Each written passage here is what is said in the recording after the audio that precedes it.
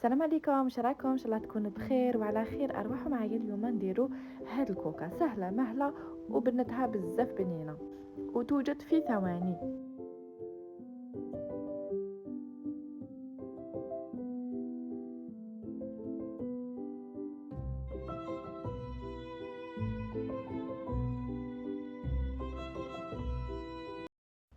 للمكونات واش نحتاجوا؟ عندنا كوب حليب دافئ يعني كأس تاع 220 مليلتر، عندنا مغرفه كبيره سكر، مغرفه كبيره تاع خميره الخبز، عندنا بياض بيضه، زوج مغارف كبار تاع الزيت ومغرفه صغيره تاع الملح. نخلطوا المكونات كامل مع بعض. المكمل هذوك المكونات بالفارينه كما راكم تشوفوا حتى تنطب منا كره تاع العجينه.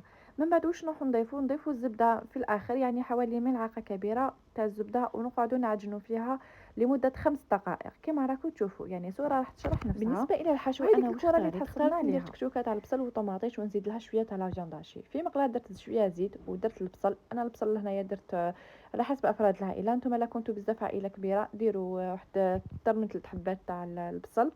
درت عليها شويه ملح فلفل الكحل، خليته يتقلى كما راكم تشوفوا. وكي طاب راح درت له طماطيش، رحيتها وزدت ضفت عليها طماطيش تاع الباطا يعني كونسونطري في نفس الوقت صغيره بلا فيونداشي كما ضفت عليها في بعد ما طاب عاود خلطتها مع هذيك التشوكه اللي كنت ديجا درتها تاع الطماطيش والبصل. وهكا الحشو تاعي راهو واجد. بعد ما خمرت لي العجينه رحت نديغازي فيها ونقسمها على نصفين كما راكم تشوفوا. راح نفتح العجينه الاولى اللي راح نحط فيها الحشو على حسب السنيوه تاعي. انا درتها 30 في 20 سنتيم. بعد ما فرشتها كامل على السنيوه تاعي رحت جبت الفرشيطه وثقبتها كامل ودرت عليها الحشو كما راكم تشوفوا. انا لهنا كان عندي شيدار، يعني نتوما هذا الفرماج اختياري، حبيتوا ديروا الفرماج اللي عندكم متوفر في المنزل.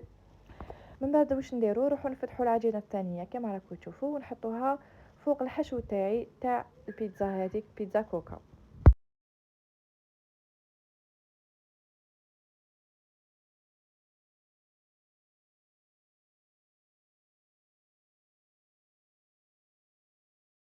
من بعد واش نديروا؟ نروحوا نجيبوا الموس ونقطعوا كامل هذوك الاطراف الزايدين وندهنوها بصفر بيض. انا لهنايا درت صفر بيض وشويه قهوه ودهنت كامل لو بلا تاعي.